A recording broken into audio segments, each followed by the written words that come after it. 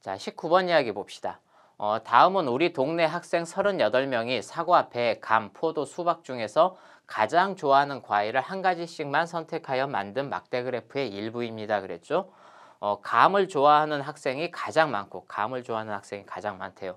포도를 좋아하는 학생이 있기는 하지만 가장 적다. 포도를 좋아하는 학생이 가장 적다. 그렇게 이야기를 했어요. 그때 수박을 좋아하는 학생은 최대 몇 명입니까? 라고 그렇게 이야기를 했죠. 그죠? 자, 감을 좋아하는 학생이 가장 많대요. 그리고 포도를 좋아하는 학생이 있기는 하지만 가장 적다.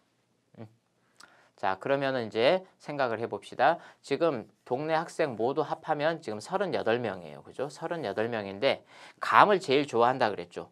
포도를 좋아하긴 하는데 가장 적다 그랬어요. 그죠? 가장 적다 그랬고 그러면 수박을 좋아하는 학생은 최대 몇 명이냐라고 그렇게 이야기를 한 거죠. 그죠? 자, 그래서 그러면 일단 사과, 배를 좋아하는 학생들이 몇 명인지 한번 살펴봅시다. 자, 지금 여기 5칸인데 5죠. 그죠? 한 칸이 한 명이란 이야기겠죠. 그죠? 자, 그러면 여기가 몇 명이냐면 8명이 되겠죠. 그죠? 자, 그 다음에 배를 좋아하는 학생이 9명. 그럼 모두 17명이죠. 그죠? 자, 17명을 빼주면 21명이에요. 자, 21명. 자, 따라서 21명이 감부터 수박까지, 감과 포도와 수박을 좋아하는데, 자, 감을 좋아하는 학생이 가장 많다 그랬죠. 그죠? 자, 그 다음에 포도를 좋아하는 학생이 있기는 하지만 가장 적다 그랬으니까, 우리가 이렇게 생각을 해봅시다. 포도를 좋아하는 학생이 있기는 하지만 가장 적다 그랬으니까, 제일 적은 한 명이라고 생각을 해봅시다. 한 명. 그냥 요만큼. 딱 한 명이다.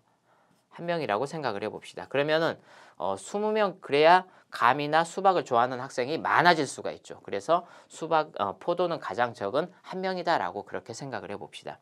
그러면 감과 수박을 좋아하는 학생을 합하게 되면 20명이 되는데 감을 좋아하는 학생이 가장 많아야 된다 그랬죠. 그죠?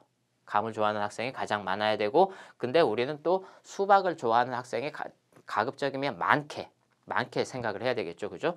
자, 그래서 감과 수박을 좋아하는 학생이 같아지는 때가 언제냐면 10명씩일 때죠. 10명.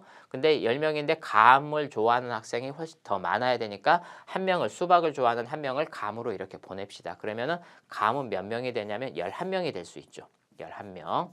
자, 그러면 그때 이제 수박을 좋아하는 학생은 몇 명이 될 수 있냐면 9명이 되겠죠. 그죠?